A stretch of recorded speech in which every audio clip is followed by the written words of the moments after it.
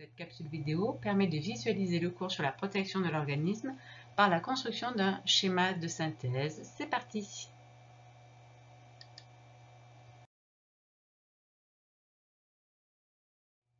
Première étape, la contamination. Le corps est protégé par des barrières naturelles comme la peau et les muqueuses. Lors de la transmission, des bactéries ou des virus franchissent ces barrières, comme par exemple au niveau d'une plaie. Lors d'une contamination bactérienne, les bactéries peuvent se multiplier dans le sang et gagner ainsi tout l'organisme. On parle d'une infection généralisée ou septicémie. Certaines bactéries ne se multiplient pas mais produisent des toxines ou poisons qui altèrent le fonctionnement de certaines cellules à distance. Donc sur le schéma, on peut repérer ces rectangles gris qui représentent en fait la peau et les muqueuses, qui peuvent être franchis par certains endroits au niveau de plaies ou bien en se glissant entre deux cellules par des bactéries ou des virus. Lorsque l'infection se fait par des bactéries, il y a donc une multiplication, il peut y avoir une multiplication de ces bactéries ou une production de toxines. On parlera à ce moment-là de septicémie ou bien de toxémie dans le cas de la production de toxines. On se retrouve de ce côté-ci dans le milieu extérieur à l'organisme, alors que du moment qu'une barrière naturelle peau muqueuse est franchie, on est dans le milieu intérieur.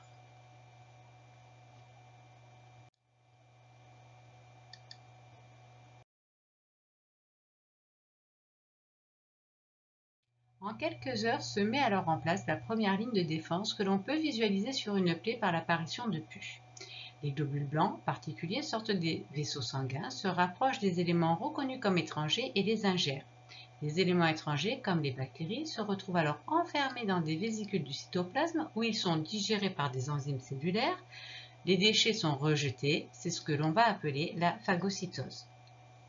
Alors sur ce schéma, nous pouvons voir ici les trois étapes de la phagocytose avec adhésion, ingestion, digestion. Ici, nous avons le rejet des déchets et cette étape-là donc est une réaction qui n'a pas de spécificité propre et qui s'appellera la phagocytose. Le gros avantage de cette réaction, c'est qu'elle est très rapide et donc quasiment immédiate. En quelques heures, elle s'est mise en place.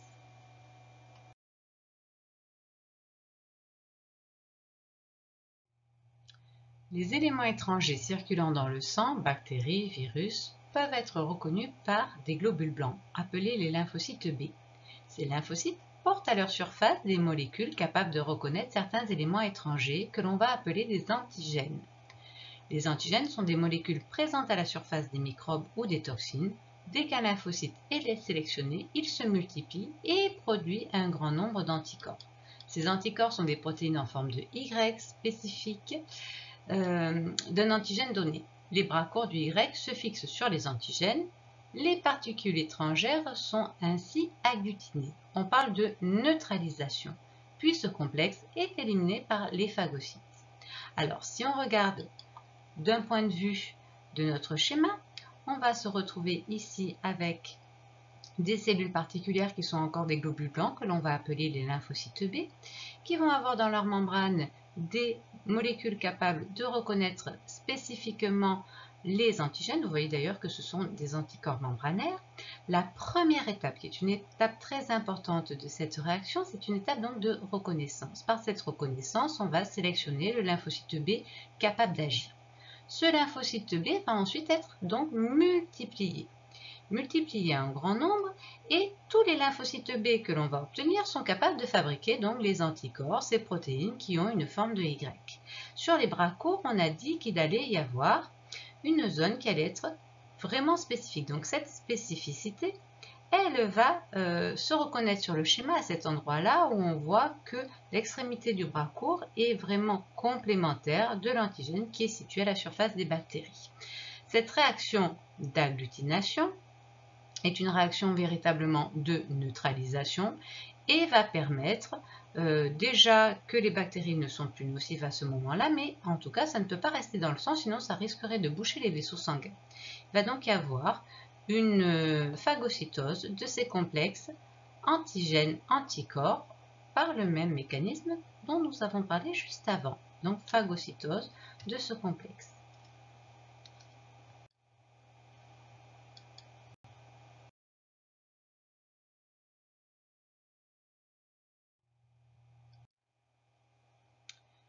Les virus sont le plus souvent protégés à l'intérieur de nos cellules et à ce moment-là, ils sont intouchables par les anticorps. Cependant, les cellules infectées présentent à leur surface des molécules appartenant au virus. Ces molécules peuvent alors être reconnues par des lymphocytes particuliers qu'on va appeler les lymphocytes T, qui présentent à leur surface des récepteurs qui sont capables de reconnaître spécifiquement ces molécules virales sur nos cellules. Lorsqu'un lymphocyte T est sélectionné, il se multiplie, même procédé. Ces lymphocytes vont alors ensuite aller détruire les cellules contaminées par contact. Ce mode de défense permet également d'éliminer une grande partie des cellules cancéreuses, qui sont des cellules dysfonctionnelles, mais aussi des cellules que nous aurions eues par greffe, par exemple. Alors sur notre schéma, nous pouvons voir ici donc les lymphocytes T, les lymphocytes T, qui ont toujours donc la reconnaissance, l'étape de la reconnaissance, puis une étape de multiplication.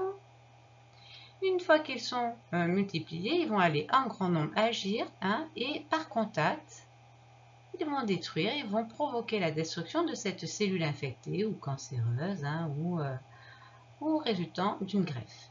Donc ces réactions sont ce qu'on va appeler les réactions adaptatives.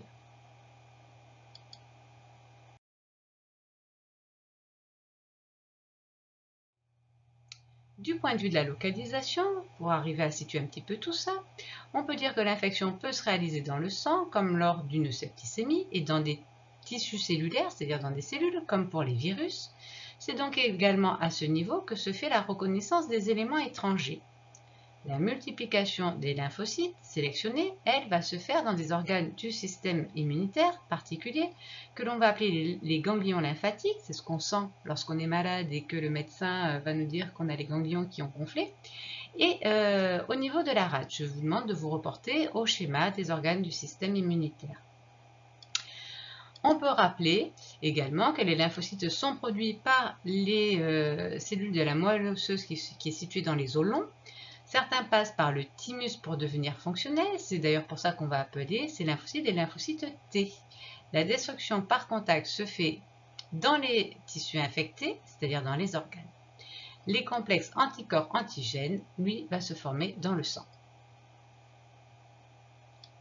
Donc, comme nous venons de le voir, tout ce qui est reconnaissance, on va se trouver dans le sang et parfois dans les tissus. Puis la multiplication, ce sera dans la rate et les ganglions lymphatiques.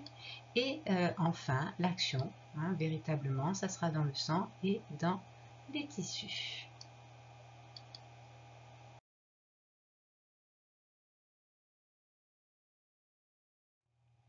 Dans les ganglions lymphatiques et dans la rate, des lymphocytes sont mis en mémoire après chaque contact avec un élément étranger. Tout au long de notre vie, nous accumulons ainsi des lymphocytes spécifiques des microbes que nous avons rencontrés. On parle d'une véritable mémoire immunitaire.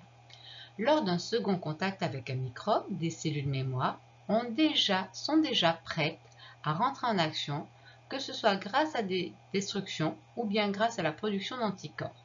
La réaction est rapide et efficace. Nous ne développons pas de symptômes. Donc nous nous retrouvons ici avec nos cellules mémoire qui vont se mettre en place dans la rate et les ganglions lymphatiques à chaque contact avec donc un nouvel antigène. La vaccination utilise ces cellules mémoire. On injecte un élément permettant la production de cellules mémoire spécifiques, c'est-à-dire présentant l'antigène mais ne donnant pas la maladie. Par exemple, des bactéries atténuées ou vieillies, des virus morts, des fragments de virus. De ce fait, lorsque nous sommes confrontés pour la première fois aux microbes, notre corps possède déjà la mémoire immunitaire comme s'il avait déjà été en contact, comme s'il avait déjà attrapé une fois cette maladie.